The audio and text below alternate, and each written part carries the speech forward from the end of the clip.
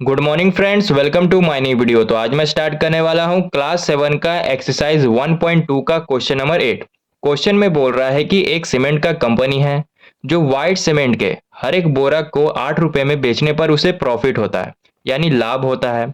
और grey cement के हर एक बोरा को 5 रुपए में बेचने पर उसे लॉस होता है, यानी घाटा होता है। ठीक है, तो सबसे पहले जो जो गिवन है उसे लिख लेंगे।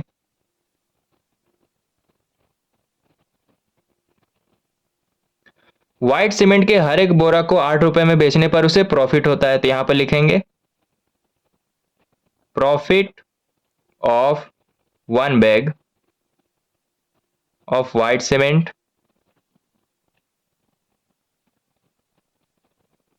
Equal to 8 rupees. ठीक है, और ग्रे सीमेंट के हर एक बोरा को 5 रुपए में बेचने पर उसे लॉस होता है, तो यहां पर लिखेंगे loss of one bag of grey cement equal to 5 rupees. ठीक है, अब देखो ए में क्या दिया हुआ है। The company sells 3000 bag of white cement and 5000 bag of grey cement in a month, what is its profit और लॉस। बोल रहा है कि एक महीना में कंपनी व्हाइट सीमेंट के 3000 बोरे बेचता है और ग्रे सीमेंट के 5000 बोरे बेचता है, तो बताओ इसका प्रॉफिट और लॉस क्या होगा। ठीक है, यहाँ पे हमें प्रॉफिट और लॉस निकालना है। यहाँ पे लिखेंगे नंबर 1 कंपनी। देखो, व्हाइट सीमेंट के हर एक बोरा को 8 रुपए में बेचने पर उसे प्रॉफिट होता है, और एक महीना में उसने कितना बोरा बेचा है व्हाइट सीमेंट का? 3000। यहां पर लिखेंगे profit on white cement equal to 3000 को 8 से मल्टीप्लाई कर देंगे तो आ जाएगा 24,000। ठीक है, और ग्रे सीमेंट के हर एक बोरा का 5 रुपए में बेचने पर उसे लॉस होता है, और हर एक एक महीना में उसने कितना बोरा बेचा है ग्रे सीमेंट का? 5000। तो यहां पर लिखेंगे loss on grey cement equal to 5000 को 5 से मल्टीप्लाई कर देंगे तो 25,000 आएगा। तो यहां से साफ साफ दिख रहा है लॉस में जा रहा है। प्रॉफिट कितना हुआ है? 24,000, और लॉस कितना किया है? 25,000। ठीक है, तो कितना का लॉस हुआ है? तो यहां पर लिखेंगे लॉस इक्वल टू 25,000 को 24,000 से माइनस कर देंगे। इसे जब माइनस करेंगे तो 1000 आएगा, यानी 1000 का लॉस हुआ है कंपनी को। ठीक है, बी में बोल रहा है कि what is the number of white cement bags it must sell to have neither profit nor loss if the number of grey bags sold is 6400 bags. बोल रहा है कि अगर नंबर ऑफ ग्रे बैग 6400 है तो बताओ number of white cement bag कितना होगा। ठीक है, और बोल रहा है कि व्हाइट सीमेंट का जो बैग है वो ना ही प्रॉफिट में है और ना ही लॉस में है। तो हमें यहाँ पे नहीं मालूम कि व्हाइट सीमेंट का बैग कितना है, तो उसे एक्स मान लेंगे। ठीक है, यहां पर लिखेंगे प्रॉफिट ऑन व्हाइट सीमेंट, इसे अभी एक्स माने हैं। व्हाइट सीमेंट के हर एक बोरा को 8 रुपए में बेचने पर उसे प्रॉफिट हो रहा था, तो एक्स को 8 से मल्टीप्लाई कर देंगे तो 8x आएगा।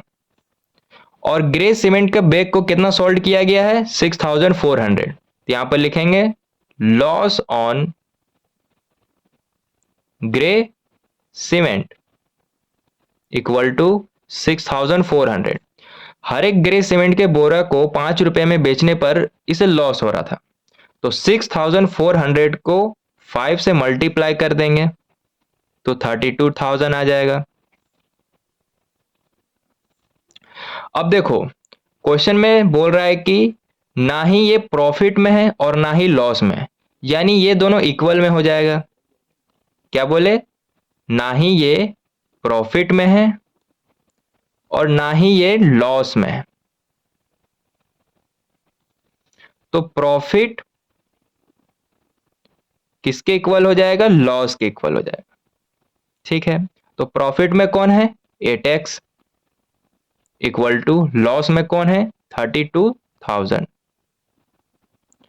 अब देखो यहाँ पे ये मल्टीप्लाई में है, तो 8 को जब इधर भेजेंगे तो डिवाइड में कन्वर्ट हो जाएगा। क्या बोले 8 यहाँ पे मल्टीप्लाई में है, जब इसे इस साइड भेजेंगे तो डिवाइड में कन्वर्ट हो जाएगा। ठीक है, 8 का टेबल में 32 4 बार में आता है, तो इसे 4 बार में काट दिए। 3 जीरो है तो 3 जीरो लगाए, यानी x का वैल्यू आ गया 4000।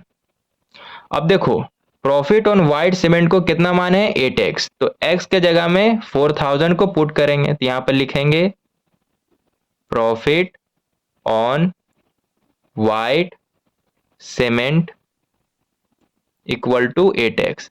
x के जगह में 4000 को पुट करेंगे तो 32,000 ही आएगा। ठीक है, ना ही ये प्रॉफिट में है और ना ही लॉस में है। देखो लॉस में भी कितना है 32,000 और प्रॉफिट में भी है 32,000। ठीक है, तो इसी तरह क्वेश्चन नंबर 8 सॉल्व हो गया है। क्वेश्चन नंबर 9, क्वेश्चन में बोल रहा है कि ये जो ब्लैंक दिया हुआ है इसमें सुटेबल नंबर भरो जिसे मल्टीप्लाई करने पर ये सारा नंबर आ जाए। ठीक है, तो देखो सबसे पहले एग्जांपल से समझते हैं। मेरा पास 2x है इक्वल टू में क्या है 8। 2 यहाँ पे मल्टीप्लाई में है, जब इस 2 को इस साइड भेजेंगे तो डिवाइड में कन्वर्ट हो जाएगा। क्या बोले 2 यहाँ पे मल्टीप्लाई में है, 2 को जब इस साइड भेजेंगे तो ये डिवाइड में कन्वर्ट हो जाएगा। अब 2 का टेबल में 8 4 बार में आता है, तो इसे 4 बार में काट दिए, यानी x का वैल्यू 4 आ गया। ठीक है, उसी तरह यहाँ पर भी करेंगे। हमें सुटेबल नंबर को यहाँ पे भरना है जिसे मल्टीप्लाई करके 27 आना चाहिए। तो -3 को किससे मल्टीप्लाई करें कि 27 आ जाए, तो -3 को -9 से मल्टीप्लाई करेंगे तो 27 आ जाएगा। माइनस माइनस प्लस 3 9 जा 27। ठीक है, ये तो पहला तरीका है। दूसरा तरीका इस साइड इस तरह से बनाएंगे। अभी यहां पर x मान लेते हैं। ठीक है, तो -3 को जब x से मल्टीप्लाई करेंगे तो -3x आएगा इक्वल टू में है 27। ठीक है, ये पहला तरीका बन गया है, ये दूसरा तरीका है। ठीक है, इसे अभी x माने हैं, इस ब्लैंक को x माने हैं। -3 को जब x से मल्टीप्लाई किए तो -3x आया और इक्वल टू में है 27। अब यहाँ पे -3 मल्टीप्लाई में है, क्या है मल्टीप्लाई में, जब इसे इस साइड भेजेंगे तो डिवाइड में कन्वर्ट हो जाएगा, तो 27/3। और इस माइनस को नीचे नहीं रखेंगे, ये हमेशा ऊपर ही रहेगा। ठीक है, अब 3 का टेबल में 27 कितना बार में आता है 9 बार में, तो इसे 9 बार में काट दिए, तो x का वैल्यू कितना आ गया 9। और माइनस का साइन है तो यहाँ पे माइनस का साइन लग जाएगा। ठीक है, यहाँ भी देखो -9 आया पहला तरीका से, और दूसरा तरीका से भी -9 आया। ठीक है, अब b को सॉल्व करेंगे। 5 को किससे मल्टीप्लाई करें कि -35 आ जाए, तो -7 से मल्टीप्लाई करेंगे। 5 7 जा 35, माइनस है तो यहाँ भी माइनस है। ये तो पहला तरीका हुआ। दूसरा तरीका क्या है, इस ब्लैंक को अभी x मान लेंगे। क्या मान लेंगे x। अब 5 को x से मल्टीप्लाई करेंगे तो 5x आएगा इक्वल टू में है -35।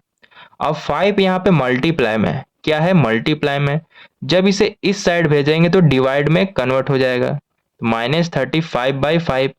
अब 5 का टेबल में 35 7 बार में आता है, तो इसे 7 बार में काट दिए, तो x का वैल्यू आया 7। और यहाँ पे माइनस का साइन है तो यहाँ भी माइनस का साइन आ गया, तो दूसरा तरीका से भी -7 आया है और पहला तरीका से भी -7 आया है। ठीक है, अब c को सॉल्व करेंगे। -8 को किससे मल्टीप्लाई करें कि -56 आ जाए। ठीक है, तो अभी दूसरा तरीका से बनाते हैं, इसे x मान लेंगे। तो x को जब -8 से मल्टीप्लाई करेंगे तो -8x आएगा इक्वल टू में है -56। अब देखो इस साइड भी माइनस है और इस साइड भी माइनस है, तो माइनस माइनस कट गया। यहाँ तक समझ में आ गया। अब 8 यहाँ पे मल्टीप्लाई में है, इसे जब इस साइड भेजेंगे तो डिवाइड में कन्वर्ट हो जाएगा। अब 8 का टेबल में 56 कितना बार में आता है, तो 8 का टेबल में 56 7 बार में आता है, तो x का वैल्यू आ गया 7, यानी यहाँ पे 7 को पुट करेंगे तो आंसर मेरा -56 आ जाएगा। ठीक है, अब यहाँ पे कौन सा नंबर पुट करें कि -12 से मल्टीप्लाई करने पर 132 आ जाए, तो इसे भी दूसरा तरीका से बनाएंगे। इसे x मान लेंगे। x को जब -12 से मल्टीप्लाई करेंगे तो -12x आएगा इक्वल टू 132। -12 को इस साइड भेजेंगे तो डिवाइड में कन्वर्ट हो जाएगा क्योंकि ये मल्टीप्लाई में है, तो 132/12। ये माइनस नीचे नहीं रहेगा, ऊपर रहेगा। ठीक है, अब काटेंगे इसे। 12 का टेबल में 132 कितना बार में आता है?